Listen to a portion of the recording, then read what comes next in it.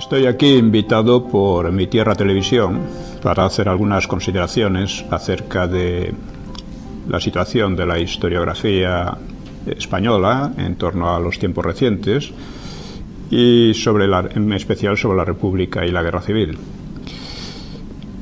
En la actualidad se está coronando, en cierto sentido, un proceso que data de hace más de 20 años, en el cual se ha impuesto una versión de la guerra y de la República que ahora intenta decidirse ya definitivamente por medio de una ley. Es decir, una ley de la memoria histórica que pretende decirnos a los españoles lo que debemos pensar acerca de nuestro pasado, acerca de la República y de la Guerra Civil en especial, y de otras cuestiones semejantes, ¿no? El que un gobierno intente imponer por ley una versión histórica es en sí mismo una aberración totalitaria. Es muy propio de estados como el Estado soviético u otros semejantes, en los cuales no se podía discrepar de la versión que daba oficialmente el gobierno, el Estado. Esto me parece muy grave. Por otra parte, esa versión en sí misma es insostenible. De acuerdo con ella, tendríamos que creer que los miembros del Frente Popular pues defendían la libertad y defendían la legitimidad, defendían la democracia. Pero si entramos a analizar quiénes eran los componentes de este Frente Popular, nos damos cuenta de que ello es pura y simplemente imposible, ¿no? Es una pretensión grotesca. En el Frente Popular llegó a imponerse como principal partido el Partido Comunista, que era un partido absolutamente stalinista, por otra parte muy orgulloso de serlo, muy orgulloso de servir los intereses de la Unión Soviética antes que a los de España, y este partido llegó a ser, como digo, el partido determinante del Frente Popular. La influencia soviética fue también determinante, aunque muchas veces se equipara la presencia o la ayuda de la Alemania hitleriana y del fascismo italiano a Franco con la de Stalin al Frente Popular. Se olvida que Stalin realmente llegó a dominar el Frente Popular, mientras que Hitler y Mussolini nunca mermaron la independencia de Franco, ¿no? del bando franquista o nacional. Esta diferencia es fundamental y además es fácil verla. Cualquiera de los dirigentes del Frente Popular que intentó apartarse de las directrices de Stalin fue, a su vez, apartado.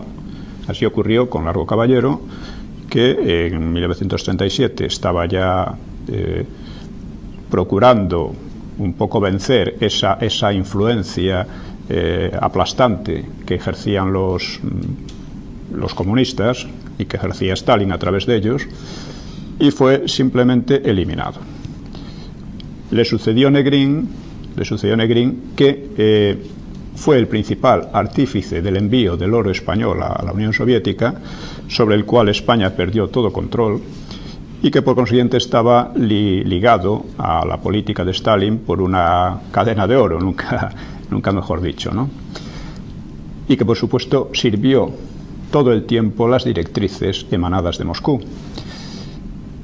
Su compañero de partido, Prieto, que intentó a su vez apartarse, intentó a su vez romper esa dependencia, fue a su vez eliminado, llegado un momento. Es decir, que cualquier político que intentase desafiar las normas desarrolladas por los comunistas y desarrolladas por Stalin era apartado de la política. Por otra parte, desde el momento en que Stalin tuvo el poder sobre el oro español, es decir, sobre la compra de armas, tuvo casi el monopolio de ello, desde ese momento tenía en sus manos completamente al Frente Popular. Entonces es evidente que decir que los comunistas, los stalinistas o el mismo Stalin defendían la democracia, defendían la libertad, es una barbaridad de tal tamaño que asombra que pueda intentar mantenerse ahora.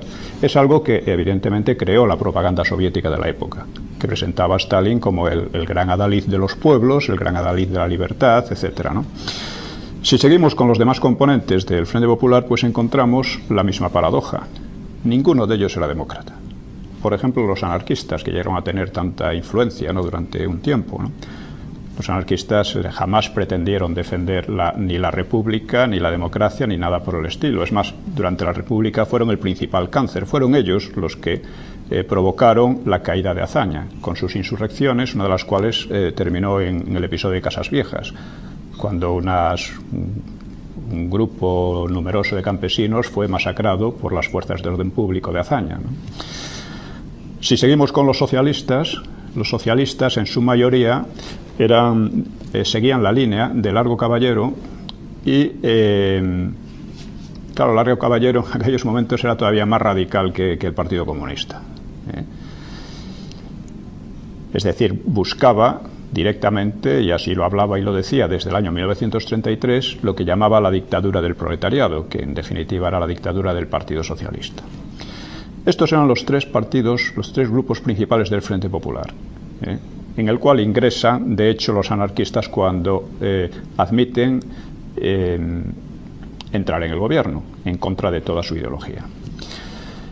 Luego tenemos al PNV, que apoya a este frente. El PNV era un partido racista, extremadamente separatista, y creo que con esos mimbres es imposible considerarlo demócrata, ¿no?, de ninguna manera, ¿no?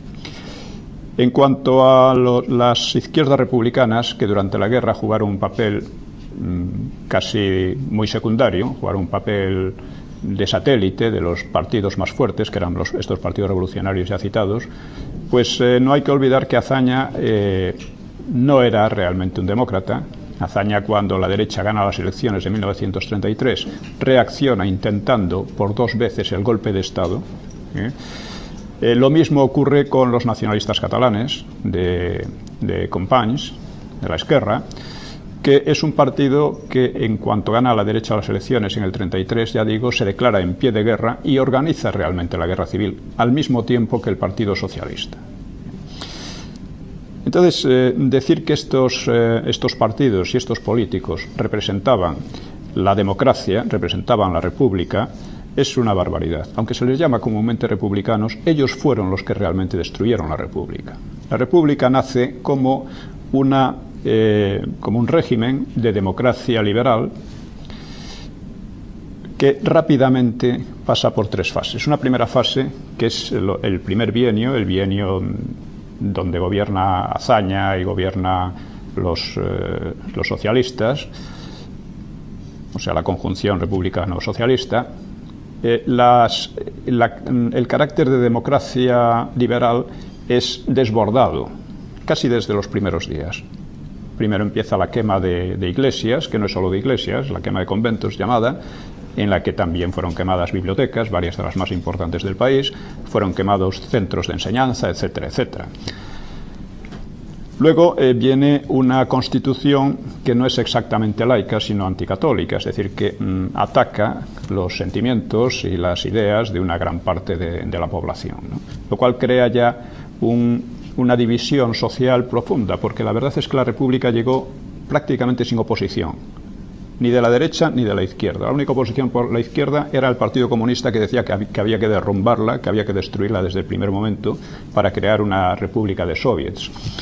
Y desde el otro punto de vista, desde la derecha, pues había más bien un temor, pero baste decir que el único partido más o menos fascista que hubo en España, que fue la Falange, realmente nace en 1933 ya, y en las elecciones del 36 no llegó a sacar ni un solo diputado, es decir, era un partido mínimo. El Partido Comunista también era un partido mínimo, hasta llegar la guerra prácticamente. Bien, entonces la memoria que se nos intenta imponer es de un absurdo radical. Es decir, este Frente Popular no podía defender ni la república, ni la democracia, ni nada por el estilo. Y luego, además, si seguimos las demás formaciones, vamos, el resto de la historia de la república, vemos que en 1933, cuando hay ya una experiencia de 2 años de gobierno de izquierdas, un gobierno republicano socialista, Y es una experiencia que la mayoría de la gente considera nefasta, porque ha sido una época en que ha habido una enorme violencia política, en que se plantea una reforma agraria que no se cumpla y que queda a unos niveles irrisorios y que además tampoco podía resolver el problema, en que se imponen una serie de leyes que lo que hacen es paralizar la iniciativa privada y por lo tanto empeorar las consecuencias de la depresión económica mundial que había en esos años. Entonces la gente vota, hay una votación muy mayoritaria de 5 contra 3 millones aproximadamente a favor de las derechas. Y entonces la izquierda, prácticamente en pleno, no reconoce la voz de las urnas, porque tenía la concepción de que la República era una cosa suya, no era una cosa popular, general, en la que las elecciones tenían su papel decisivo a la hora de quién tenía que gobernar, sino que era una cosa en la que ellos, la izquierda, tenía que gobernar necesariamente, y si no, no valía. A partir de ese momento, el Partido Socialista se decanta por la revolución, se decanta por lo que llamaban abiertamente la dictadura del proletariado, con una excepción, la excepción de Besteiro. Besteiro es el único que advierte que aquello va a llevar a un baño de sangre, que va a terminar además con una lucha entre las propias izquierdas. Fue realmente profético, porque durante la Guerra Civil, como es sabido, las izquierdas entre ellas mismas se masacraron, ¿no? Se masacraron en 2 miniguerras civiles dentro de la propia Guerra Civil y se masacraron además en forma de torturas, persecuciones policiales, asesinatos en la retaguardia, etcétera, etcétera. Sobre esto hay bastante documentación que se procura olvidar. Cuando se habla de las víctimas de la guerra, de las víctimas de la represión, casi siempre se olvidan las víctimas izquierdistas que murieron a manos de otros izquierdistas, de otros partidos izquierdistas. Bien, el caso es que en 1933-34 se desarrolla un proceso de asalto a la República, de asalto a la legalidad republicana, que culmina en octubre del 34 en la insurrección mal llamada de Asturias, porque era una insurrección planeada como guerra civil, textualmente como guerra civil, y que debía de extenderse por toda España. De hecho, causó muertos en 26 provincias, no solo en Asturias. Lo único que pasó fue que en Asturias fue el único lugar en que, digamos, los mineros de la cuenca minera asturiana, y pues hicieron caso a aquellos llamamientos. En el resto del país, ni los nacionalistas catalanes, ni el Partido Socialista, ni los comunistas, que estaban también metidos en ello, etcétera, consiguieron arrastrar a la gente. Solo en Asturias. Y en Asturias se creó una verdadera guerra civil durante 15 días. En 15 días hubo nada menos que 1.400 muertos. Muchos más que muchas guerras que vemos ahora, que se arrastran más tiempo, ¿no? Yo he dicho que la revolución o el intento revolucionario de 1934 fue el comienzo de la guerra civil, cosa que algunos dudan o ponen o consideran que es algo completamente aparte de lo que ocurrió en el 36. Esto no es así. Fue el comienzo de la guerra civil por 2 razones. Primero, porque fue planeada como una guerra civil por el Partido Socialista y por los nacionalistas catalanes, de otro modo, porque fue apoyada por casi toda la izquierda de una manera o de otra, incluyendo el propio Azaña, y porque en lugar de rectificar, digamos, las izquierdas lo que hicieron fue insistir en las mismas concepciones. La concepción de que solo ellos tenían derecho a gobernar y de que si era necesario tenían que imponerse por la fuerza. El resultado de esta falta de reflexión, de esta falta de autoanálisis y de autocrítica por el fracaso del 34 fue el Frente Popular. El Frente Popular fue ya un ataque directo a la República, a la democracia, a la legalidad, a la Constitución y a todo lo que se podía atacar. Cuando el Frente Popular triunfa en 1936 en febrero, que no olvidemos fueron unas elecciones muy anómalas, empezando porque nunca se publicaron los resultados.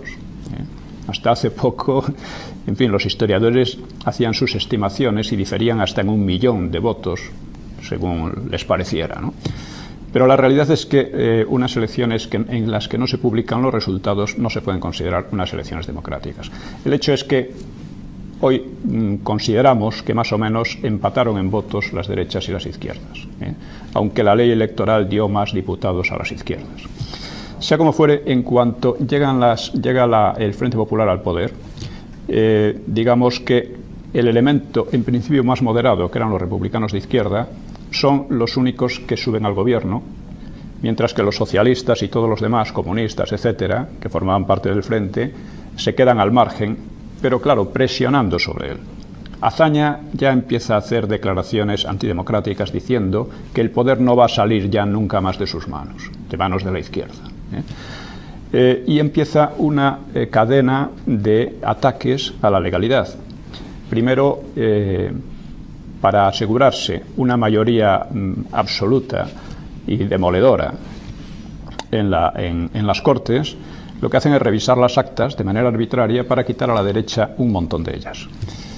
En segundo lugar, destituyen de manera ilegal al presidente de la República, que era Alcalá Zamora, ilegal e ilegítima, ¿no? Sobre todo ilegítima porque si a alguien le debían el poder era Alcalá Zamora, que fue el que convocó aquellas elecciones de febrero del 36 y que fue además el que impidió a la derecha gobernar en 1935.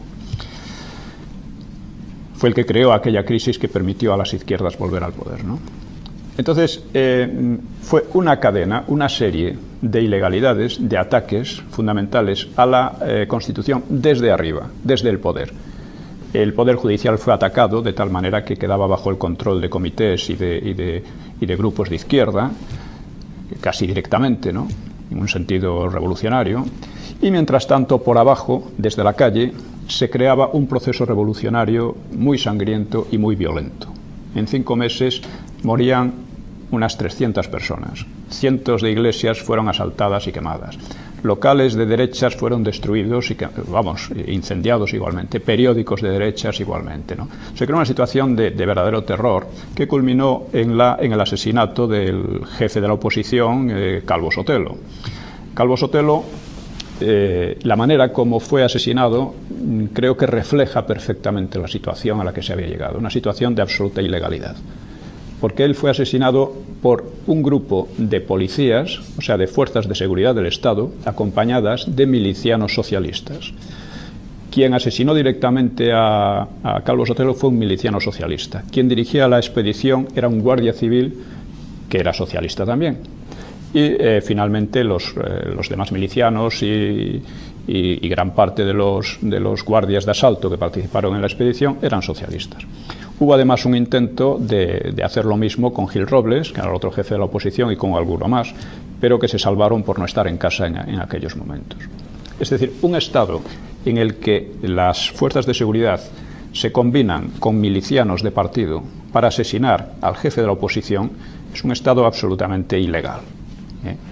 Y evidentemente se creó una situación en la que, como dice Stanley Payne, para la derecha era más peligroso no rebelarse que rebelarse, porque estaban camino de ser completamente aplastadas. Y esto fue lo que ocurrió. Hubo el golpe de Mola. El golpe de Mola fracasó en 3 días y eso hizo que la situación se prolongara. De hecho, las derechas estuvieron a punto, la sublevación militar de aquellos días estuvo a punto de ser completamente aplastada. No lo fue casi por pura casualidad y porque Franco pudo pasar desde Marruecos el ejército poquito a poco, muy poco a poco, el ejército de África, que eran unos 20.000 soldados, no era mucho más.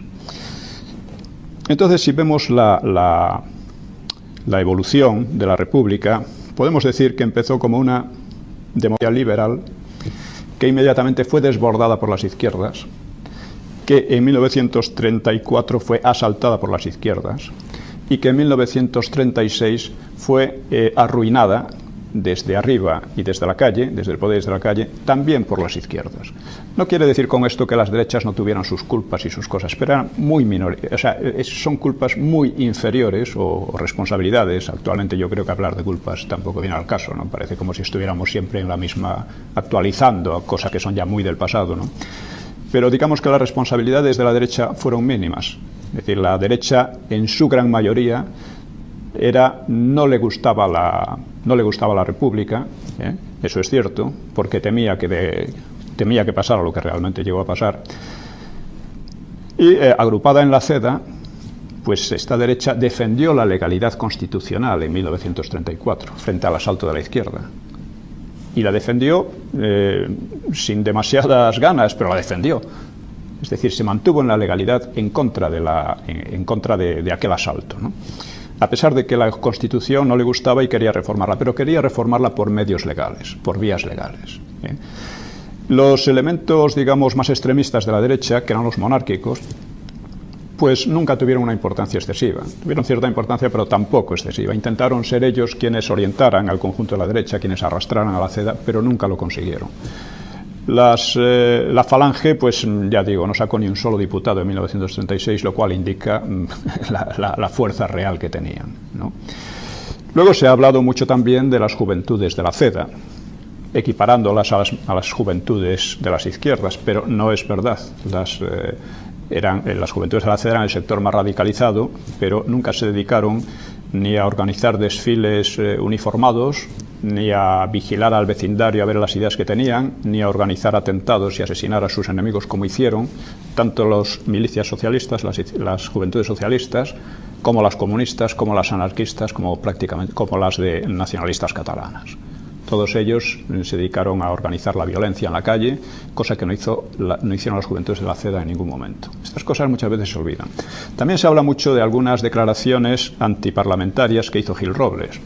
Y es verdad, hizo algunas, muy pocas, pero los políticos siempre dicen cosas contradictorias, dicen una cosa y la contraria con bastante facilidad. Pero Gil Robles nunca llevó a la práctica aquellas ideas, nunca intentó asaltar la República. Mientras que Largo Caballero y en general el Partido Socialista, exceptuando a Besteiro, insisto, que hicieron declaraciones muchísimo más abundantes, muchísimo más radicales contra la democracia, que ellos llamaban la democracia burguesa, luego lo llevaron a la práctica. Es decir, si Largo Caballero y todos ellos no hubieran intentado asaltar el poder, todas sus declaraciones antidemocráticas pues hoy serían más bien una cosa anecdótica. Pero desde el momento en que las palabras se acompañan de los hechos dejan de ser pura anécdota. Y esto es lo que nos importa cuando analizamos a unos y a otros. Entonces, durante estos años se ha cargado todo el peso, no ya de la responsabilidad, sino de la culpa, sobre la derecha. Y es hora de decir que no, que quienes desbordaron, asaltaron y arruinaron la democracia republicana fueron las izquierdas fundamentalmente. Y que finalmente cayeron, y no es casualidad, bajo la tutela de Stalin, el gran demócrata del siglo XX. Bueno, ahí dentro también quisiera abordar otro tema, que es el de los enfoques que se hacen. O sea, que si actualmente se está intentando imponer por ley una visión de la historia, una versión de la historia, se debe a que en gran medida ha fracasado también. Durante todos estos años pasados hemos visto cómo en general la izquierda promovía no la recuperación de la memoria, sino la recuperación del rencor, la recuperación de las viejas propagandas que debían estar ya completamente olvidadas, con el pretexto de las víctimas de la represión, etcétera, etcétera, ¿no? Insisto en que no es una recuperación de la memoria, porque entonces tendrían que recuperar también la memoria de las derechas. Ellos especulan con que dice que estas ya se recordaron bastante durante 40 años, entonces sería la revancha. No, durante 40 años no. De hecho, yo viví bajo el franquismo bastantes años y no se recordaba ya prácticamente nada, ni por supuesto había un clima de revancha, ni de odio, ni nada por el estilo. Todo esto había desaparecido. Esto se intenta crear ahora con ese pretexto. En segundo lugar, digamos que se olvida, como dije ya antes, las víctimas izquierdistas, las víctimas causadas por las propias izquierdas, estos son los auténticos olvidados, de los que nunca habla nadie. Hay que decir que si vamos a recordarlo, tenemos que recordarlo todo, lo que hicieron unos, lo que hicieron otros, pero sobre todo hay que recordar una cosa, que en España, como en cualquier país, porque también se dice que los españoles somos especialmente crueles y cosas por el estilo, eso es una tontería. La experiencia del siglo XX y de cualquier siglo demuestra que cuando cae la ley, cuando se destruye la ley, la violencia pues se expande por todas partes. surgen los odios, los rencores, que una vez son políticos y otras veces son puramente personales, o ajustes de cuentas, como hubo tantos durante la guerra en un lado y en otro, es decir, que se denunciaba a gente para evitar pagarle deudas o cosas por el estilo, ¿no? Hubo de todo. Y eso fue básicamente por la destrucción de la ley. Y eso nos lleva de nuevo a quiénes fueron los responsables de esa destrucción. Ya he dicho que fueron fundamentalmente las izquierdas en aquel proceso que empezó con el desbordamiento de la democracia en el 31, ¿no? Ya al mes de implantarse la República ya estaba la violencia de ese tipo imponiéndose en el país. Y a mi juicio esta es la gran lección que podemos extraer de entonces. La destrucción de la ley provoca la violencia. Y lo digo, y es una lección muy actual, porque actualmente estamos también en un proceso de destrucción de la Constitución, en un proceso de pasar por encima de la Constitución, de acuerdo con los sectores más violentos y más asesinos durante todos estos años, con el terrorismo de la ETA fundamentalmente, ¿no? Nos encontramos con la extraña situación de que el gobierno pretende que entre él, que es un gobierno que también ha practicado el terrorismo, vamos, el partido, el PSOE, que ha practicado el terrorismo en estos años, y los terroristas de la ETA nos van a traer la paz, cuando no hay ninguna paz que traer. Vivimos en paz desde la guerra civil, vivimos en paz. El problema que hay en el País Vasco, y empieza a haber en otros sitios, es el problema de la libertad. Allí no hay libertad porque una serie de criminales y algunos partidos que de hecho han estado de recogenueces, ¿no?, que han estado en connivencia con ellos, pues impiden que haya un ambiente de libertad y de tranquilidad que es el que debería haber. El problema no es la paz, porque insisto, hay paz. Es exagerar muchísimo el efecto de unos cuantos asesinatos con el fin de destruir la Constitución. No es un proceso de paz, es un proceso de destrucción de la Constitución.